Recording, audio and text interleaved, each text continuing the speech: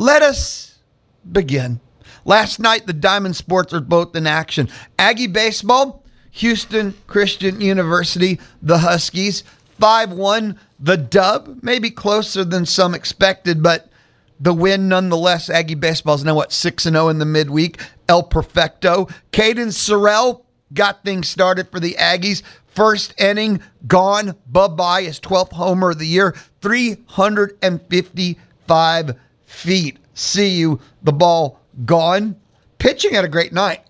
Cole Hubert got the start. 4 1/3 clean. Grant Cunningham in relief. 3 innings. Did give up a run. Used the weekend part of the bullpen.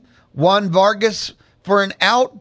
Clayton Freshcorn inning of a third. Freshcorn's 5th save of the year. Cunningham got the dub. What's interesting, top of the order had 1 total hit. They went 1 for 12, and that was the Sorrell solo shot. The heart of the order got it done. Dewar, Partita, Binderup. They got it done. But the top of the order, that was the only hit. No walks.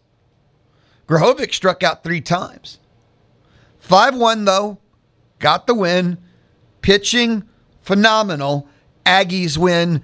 Aggies win. They beat Houston Christian. Here is head baseball coach Michael Early after the win. What did he make of the night's events? Still hard start again, runs in the first and the second inning. What does getting off to that kind of start do for your club as a whole? It's good. You always, statistically, you always want to try to get off to the lead first. But I think it all started on the mound. Cole Hubert was awesome, and when you're at home, the pitcher has to give you that opportunity to do it, and he did. And I was super happy for him. He's just an amazing dude, hard worker.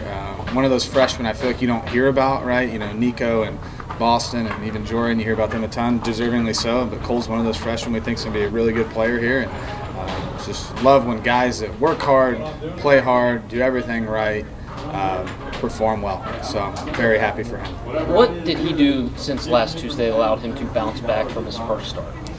He's just that kind of kid, man. He's a very, I want to say unique. He's cerebral. I was saying this in my pregame. He could have been a Division I wrestler, and he's an engineer major here. Like, you guys are excited. And so he's just, short memory, super focused, and he kept filling the zone up, right? You can't get scared out of the strike zone. He made some better pitches. I thought he filled it up, put himself in better counts. So just super happy for him. And then using Freshcorn there in the 8th inning in a base-loaded spot, just what kind of luxury is he there in a leverage situation, even against a mid-major club? Yeah, huge. These games are tough, man. Like, you see it every week, right? And you don't want to be that team. And those guys play hard, they work hard. They're not having the year they had last season, but they got some good players over there. So yeah, having him come in and be able to shut the door is huge, right? And he's one of those guys that the more he throws, the better he gets. You said Hubert could have been a Division I wrestler? Yeah, that's why I keep him by me in the dugout when things get dicey. He might look little out there, but I'd caution you to charge the mound. So is he like first guy off the bus type of guy, or? Yeah, I keep Hubert, Bendy, and Jorian by me at all times. I do that.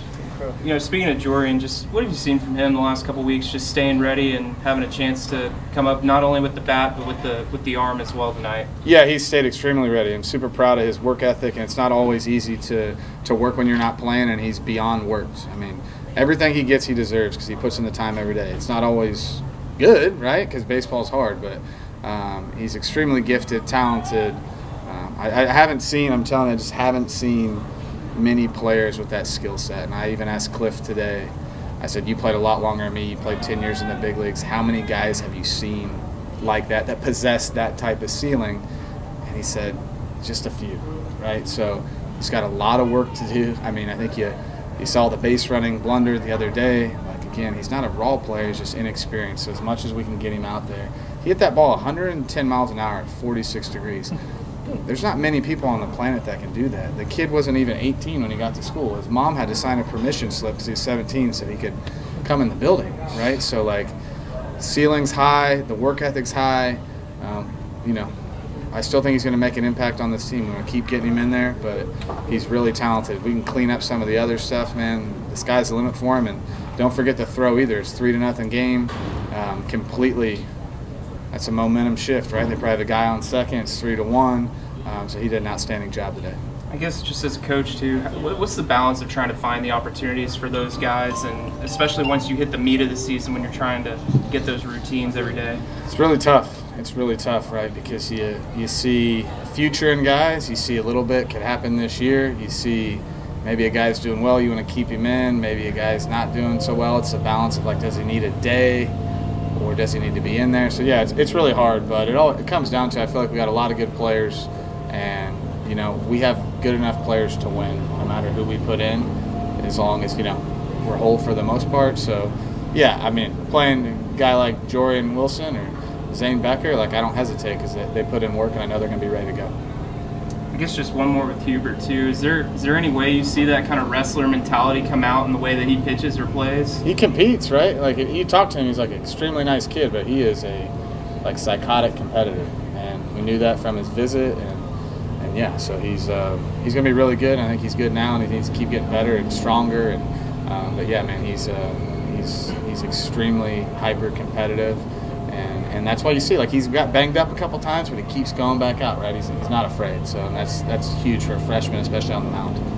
You haven't caught him trying to, like, lock up with anybody in the clubhouse or anything yet? Nah, I warned everyone when he got here just to stay away. So they kind of A&M baseball head coach Michael Early, after the victory, talking about, well, you heard for yourself, everything, especially the pitching performance and more. Up next, at Missouri, and over the next 2 weeks, we're going to find out what Aggie Baseball 2026 is. We already know they're not good enough to beat a top 10 team, home or road. Take a series from, even though they should have with Oklahoma. They should have won that series. Could have won all three, but they definitely should have won the Friday. They did win the Saturday. Now they get Missouri, bottom dweller in the SEC.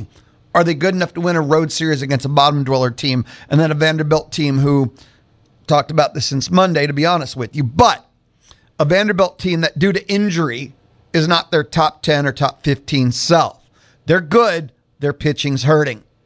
The next 2 weeks we find out. Last night, I said the Aggie Diamond sports were in action. Aggie softball hosting Sam Houston State. It was ugly. 18-3 run rule dub for Aggie softball. Season high, 5 home runs.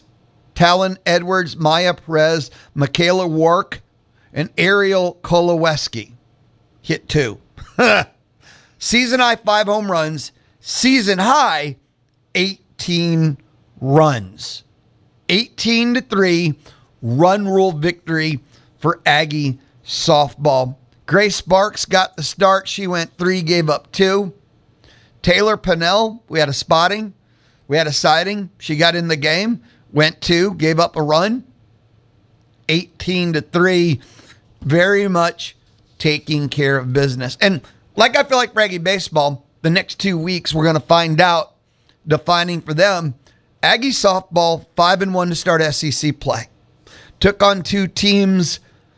LSU was the defining between the mid of the pack SEC. A&M was like, were they 18 at the time? LSU was 17. LSU, disappointing start to their year. A&M 1-6 against ranked teams. I felt like that series was going to be who gets to move to the front of the mid and who moves to the back of the mid. A&M hosting Kentucky. Kentucky's having a disappointing season. They got no pitching. A&M sweeps them. Texas is number 1 or 2 in the country. A&M's going to be in Austin. This is your chance. You've had enough data points. You've had enough under your belt. You're starting to be who you're going to be. Can A&M now beat a top 10 team, top 25 team that they were not able to do in the non-con? How far have they come? This is going to be a facet. And it's Texas. Do I have to say anything else? So I'm fascinated to see how far has the A&M pitching come. This is 2 of the top offenses, statistically speaking, in college softball. I don't think there's another offense in the country that's on the same level as OU currently. So both of the A&M Diamond sports are going into very defining matchups. Litmus test if you don't like defining, because there's so much left for both that maybe that's a bit too strong to say defining. Before we jump out of the maroon and white notebook, for now, when Tony Catalina of the Austin American Statesman joins me at 12 o'clock, well, he's the Austin American A&M athletics beat writer. So, yeah, we got a lot more Aggie sports to come too. A&M Football Pro Day is now. 23 players, I believe, are scheduled to participate. And that's another Tony Catalina thing because he is there now. So he will update us on everything, anything, all the things. He talked to scouts out there and more.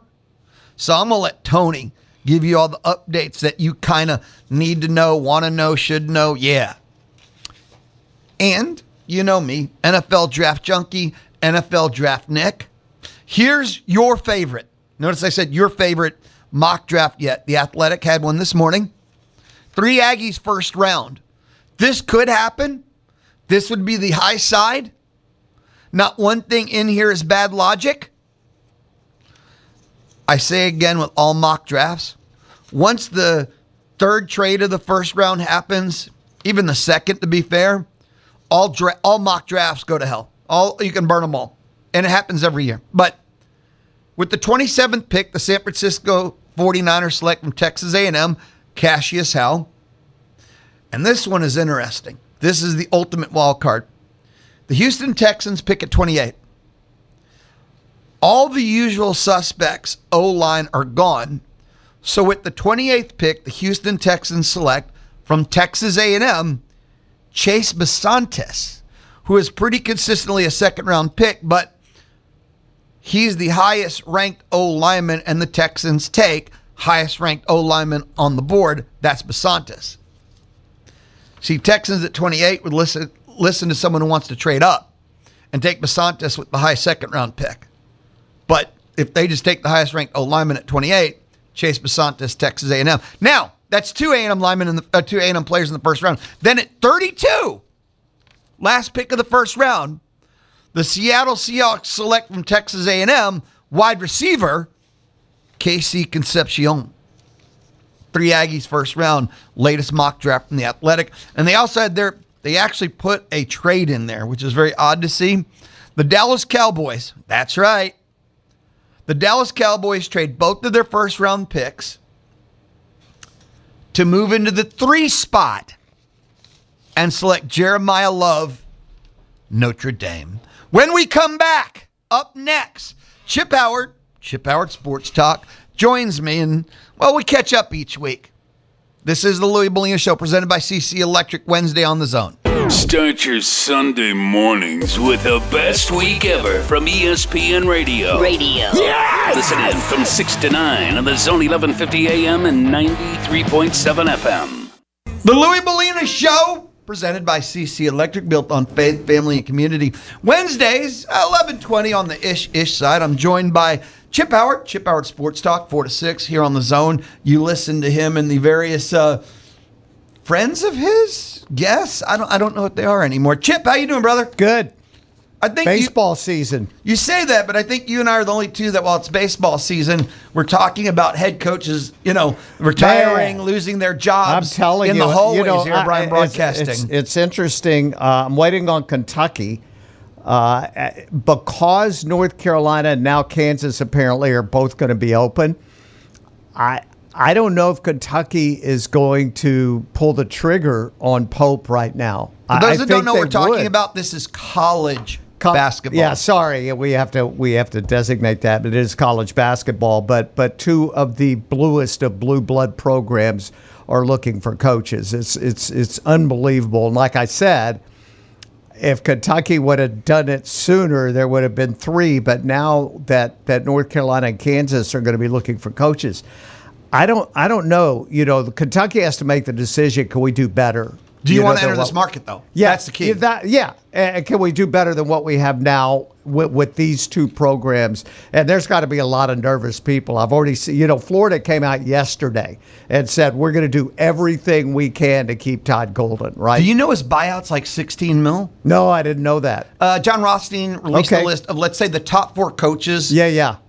Top 4 coaches in the game now. Because everyone's going to, Nate Oates, Todd Graham, and right. It's $16 million down to $12 million for the top 4. Interesting. They got buyouts. Okay. Yeah. Now, but if you are North Carolina, Kentucky, and Kansas, that's a buyout's not a real thing. No, it's not going to stop you. But still, I just want to throw that out there. Yeah, I mean, they will go get the coach they want. If you were listing the top 4 blue blood jobs: Kentucky, Kansas, North Carolina, and Duke. Yeah. And you can argue the order. Any order. I don't want to. Yeah. But that's the 4. Oh, no doubt. And 2 of them are open. Kentucky is still a maybe, but they're not going to now. And 2 of the 4, almost 3 this cycle. Yeah, amazing.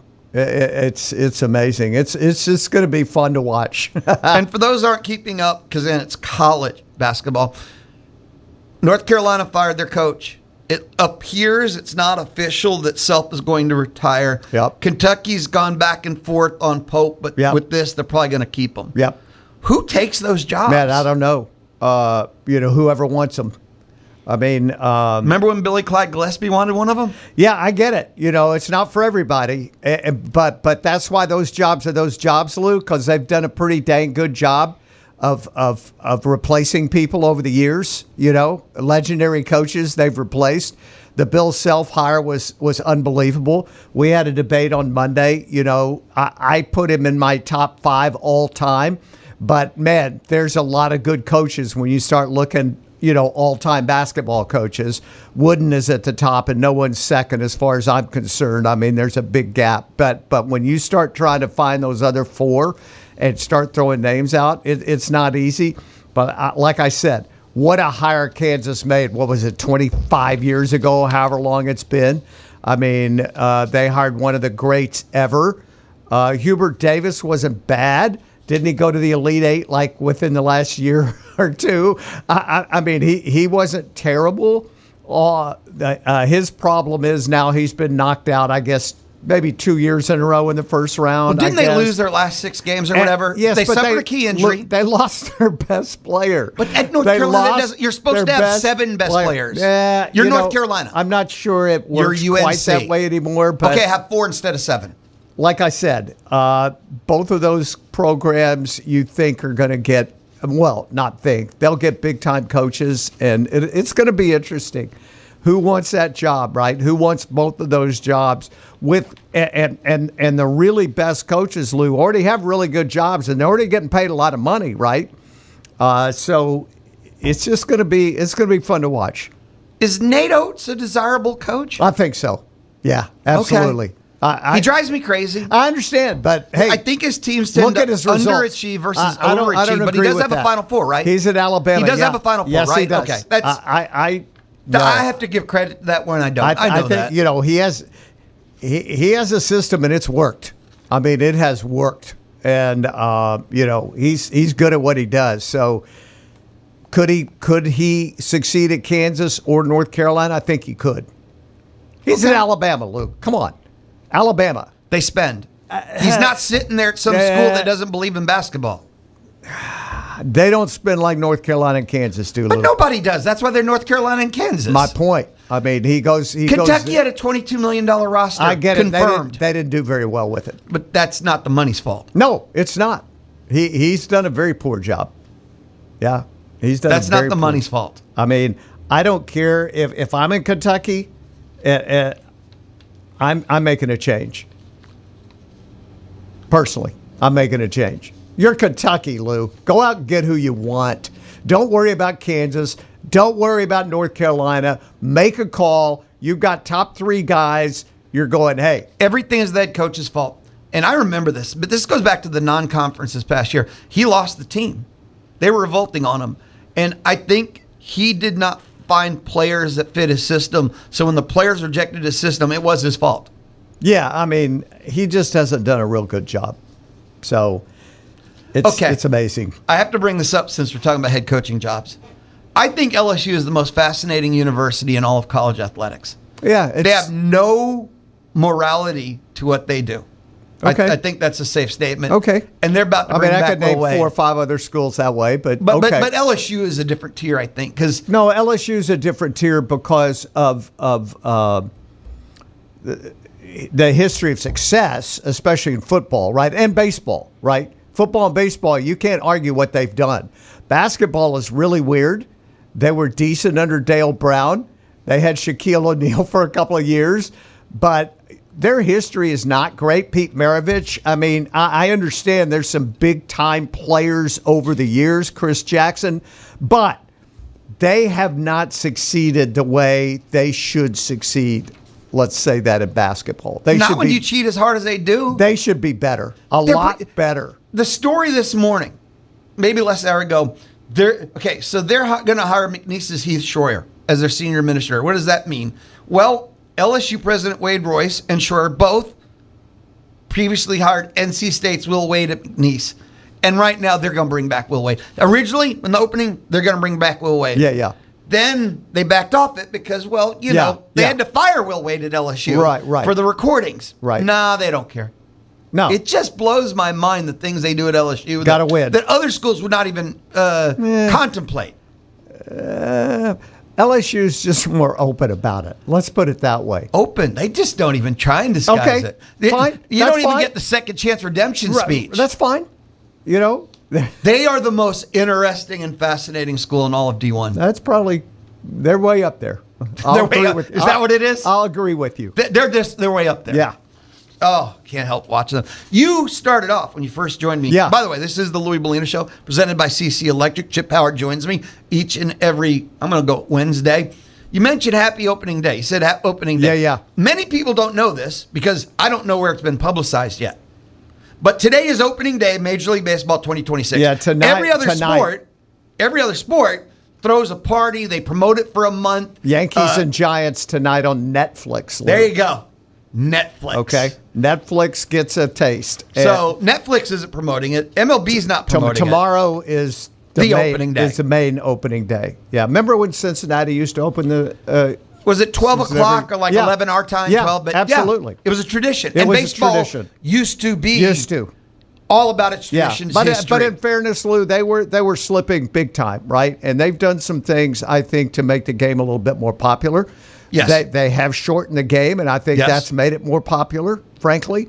So, hey, the Astros are opening at home. The Rangers are opening on the road. Third year in a row, they're opening against the Phillies. Are you traveling to it? Is that why you're not here Friday? No. I'm going next week to the home opener. Okay. Going to the home opener next week. I saw this. And to me, this is one of the problems with MLB. So it starts at least it's in the States, so you don't have to try and watch 3 in the morning. Yeah. But if you wanted to watch MLB like every team this year, you would have to go through 10 networks, 5 subscriptions, and almost $1,000. But the NFL is getting close to that as well, Lou. Yes. I mean, all of sports is getting close to that. College football will be there very, very soon. Okay, very soon. Basketball will be following because, they'll have the big rights and all of that. They're going to expand the tournament. They're already on, 4 networks as it is right now. So that's going to happen across the board in sports. College football fans are going to be really upset when they start, streaming on Netflix, right? Or whatever they decide to go to. But that's going to happen sooner rather than later. So we have to get used to that. 10 networks. 5 subscriptions. Yeah. $1,000 if you wanted to see. And again, from what I understand, the NFL is getting close to that too. I've seen stories about how much it would cost if you want to see, all the games or whatever. And the NFL's evil though, because they make sure that every holiday is on a subscription. Oh, so's college. So when you have the best opportunity to catch a game, make it a part of your time off, it costs you the most. Sure. Yeah, but again, I would argue you're going to see the exact same thing very soon in college football. Well, not for at least until the new TV deals. And if the SEC can just stay exclusive with ESPN, it's always going to be available. Yeah, I don't think that's going to happen. Thank you for brightening our days, Chip. Yeah, that's no why problem. I have you here, is to make everyone happy. I'm a realist, Lou. Chip, what do you got today? Steve Denton, the men's tennis coach, is with us today. I know him. Scott Clendenin is there. Mallory is here. It's a great Wednesday. Thank you, Chip. Yep. Be thanks, awesome, Lou. brother. Okay. Chip Howard Sports Talk, every Wednesday inside the Charles Schwab studio. When we return, I got a special listen in, kind of mentioned it. It's an A&M football spring preview.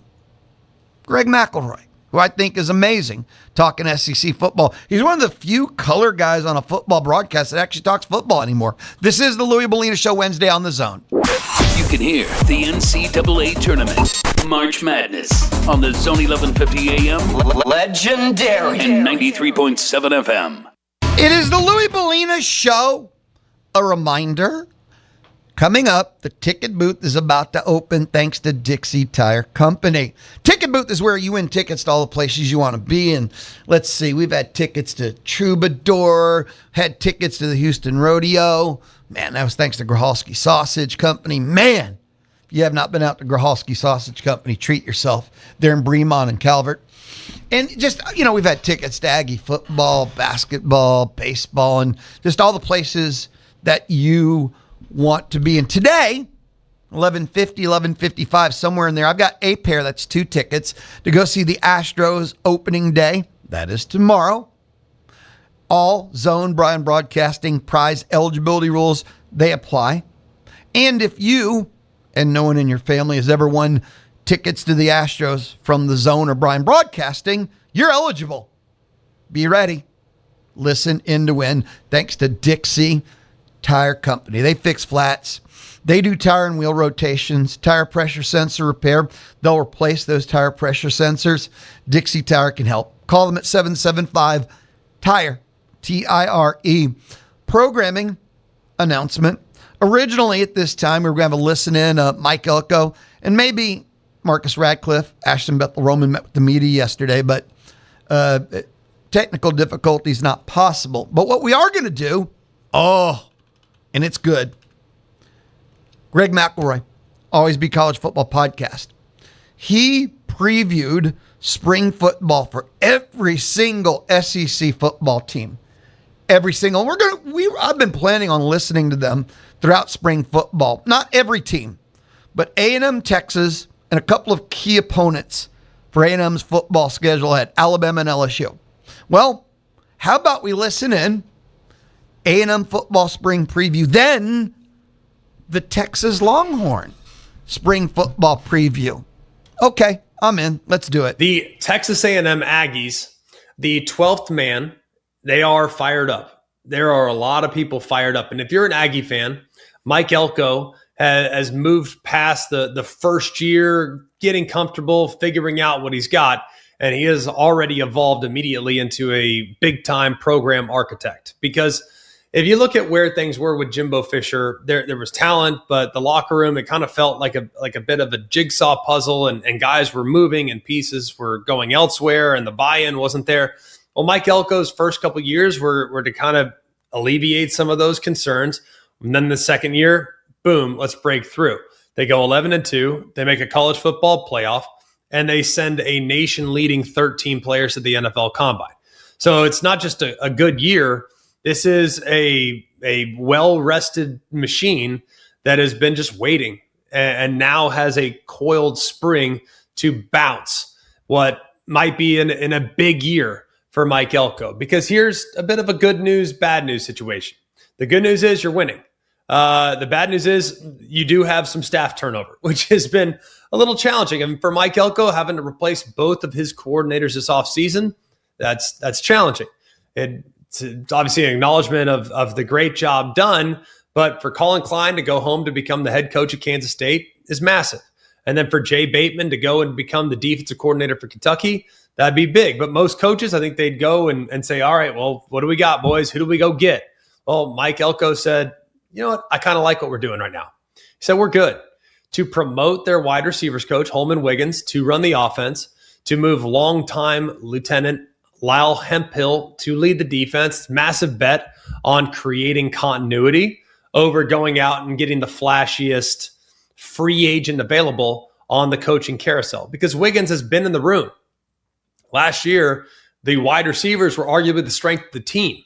And now he's the one that's kind of holding the remote control for the entire offense. And this spring is kind of his audition to prove that this thing can keep going and to put his own fingerprints on something that is clearly not broken at all. They're in a great spot offensively. But if Holman Wiggins is going to succeed, he needs guys that can take the top off the defense. And the portal duo last year of Casey Concepcion and Mario Craver was a big revelation. But Concepcion now is gone. So you have a 61 catch hole that it leaves a big old void in the stat sheet.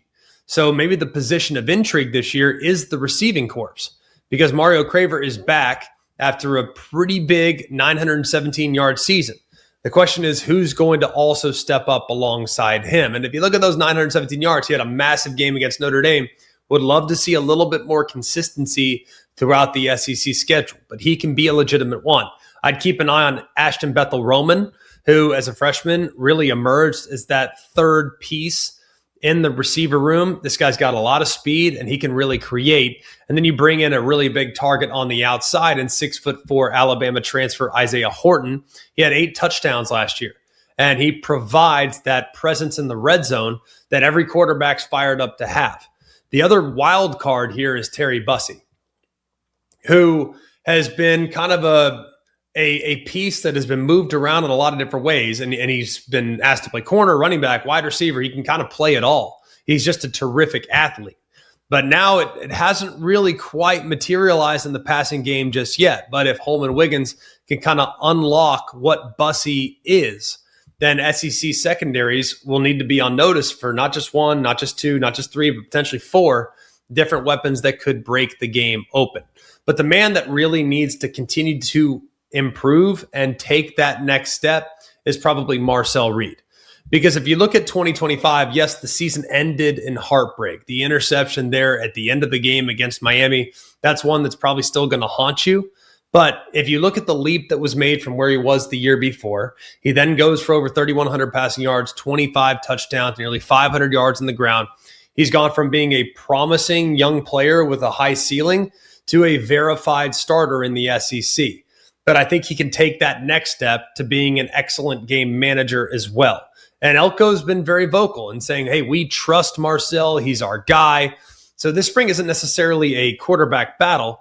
It's about polishing what's already there. And there is a lot to feel great about. And Reed, he's been outspoken about it. He's on a mission to erase that final interception and to replace it with more consistent play throughout the year. Because if he can cut down on those 12 interceptions and continue to be aggressive with his legs, I mean, he's got a chance to go and be in the mix for the Heisman Trophy. Because A&M is no longer just a team with an expensive roster, an expensive facility. They're a team with legitimate NFL talent. Mike Elko has built a terrific foundation, and now they're trying to just put the roof on the building.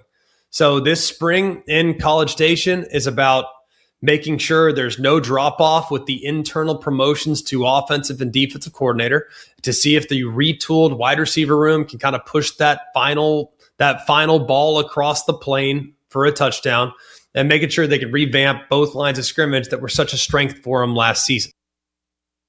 That was Greg McElroy, Always Be College Football, his podcast, Texas A&M Spring Football Preview. Okay. I also said he did every single SEC team. We're not going to listen to every single. A&M plus TU. And then, I don't know if this week, next week, but Alabama and LSU. 2. I guess that's, to me, the 3 keys. 1 per month. End of September, end of October, and obviously the end of November. But right now, this is the TU preview. Now let's point the compass towards Austin, Texas, where everyone's looking at the Texas Longhorns and the possibility of a national championship this year. Because if we look at last year, it was challenging. They opened the season with a lackluster loss to Ohio State. They suffered what was a head-scratching defeat to Florida. That loss ultimately cost them a playoff spot. But by the time December rolled around, clearly something changed. Arch Manning was no longer just the kid with a famous last name anymore. I mean, he was playing at the end of the year as well as any quarterback in the country. And as we hit spring of 26, Arch enters this season as a legitimate and proven Heisman contender because the training wheels are officially off. And even if he is a little limited this spring with a minor foot injury and a surgery that he had earlier in the year, they're going to be cautious with him, which technically is coach speak for we're not letting him do anything. He can do some things. He'll take a lot of mental reps, but we're not going to get carried away. But we learned a lot about Arch last year, did we not? We know he can bounce back. We know he can handle some criticism. We know it wasn't pretty early, but we know by season's end, he eliminated the haters, he eliminated the distractions, and he started playing and reaching the potential ceiling that we thought was always in there. But if you watch Texas last year, you notice that there was something somewhat uncharacteristic of the Steve Sarkisian offense. They really didn't have the home run threat in the backfield that they've had in the past. It was a rotation of very reliable running backs. However, they didn't have a ridiculous amount of explosiveness, a guy that could take it the distance in the blink of an eye. They did have some injuries, and that was a challenge. And Sark, I thought, for the most part, did a good job coaching around it. But this year, they went out into the portal, they hit the recruiting trail, and they hit refresh on the entire running back room because Quintravion Wisner and CJ Baxter, they both moved on. Well, Texas has brought in big-time speed. Big-time speed. Bringing in Hollywood Smothers from NC State. Guy averages 6 yards a carry and has been fantastic in his time playing for the Wolfpack. You go out and you get Raleigh Brown, who was a first-team All-Big 12 performer at Arizona State, who's got a really good first step as well. And just for good measure, they go out and they sign one of the top high school running backs in the country in Derek Cooper. So the message is clear. If you give the Texas running back a crease this year, you better have a good view or a good angle on him because you're not going to catch him if he gets behind the last line of defense. The real crown jewel of this offseason, though, might be Cam Coleman because every heavy hitter in college football was after this young man. A&M was going after him, A&M, Texas Tech, Alabama, a handful of others. They're all trying to get into the mix. They're all trying to go and get the 6'3", 200-plus pound superstar, but Texas won out. Look, he played 2 years, and while the production was not elite, I think most would say his first year with Peyton Thorne was fine, but he was a freshman and was still kind of getting acclimated with the sport. Second year, he didn't have the quarterback play to really put up the numbers that would blow you away. But in 2 years, he's caught 93 passes, has 13 touchdowns, and let's be friendly. He wasn't exactly playing with a guy that is on the same level as Arch Manning. So you put that size and that presence into a Steve Sarkisian scheme with Arch Manning out throwing the ball. Now you can create matchup problems all over the field. And that's what I anticipate from Cam Coleman. And Sark has been raving about his work ethic. People have been raving about how hungry he is, how he's trying to prove to everybody here in what might be a contract year that he is as good as he's been billed since coming out of high school as an elite blue chip prospect. Because Texas, they are focusing, and it feels like this year they're trying to surround Arch Manning with elite star power. And they have that rematch with Ohio State looming at home. And they are firmly entrenched right now as one of the SEC favorites. So this spring in Austin, it's not about finding themselves or figuring out who goes where. It's about fine-tuning what might be one of the most dangerous engines in college football. So the Longhorns are not looking for a playoff spot anymore. They are looking to go far beyond that and make a run once they get to the postseason, something that eluded them last season. That was our Listen In TU spring football preview. Before that was the Listen In A&M football spring preview, all from Greg McElroy and, as always, College Football Podcast. And I hope you dug it because I absolutely loved it. It's the Louie Bellina Show, Wednesday, presented by CC Electric on the Zone. Your home for the Houston Astros is Sports Radio 1150 AM and 93.7 FM. The Zone.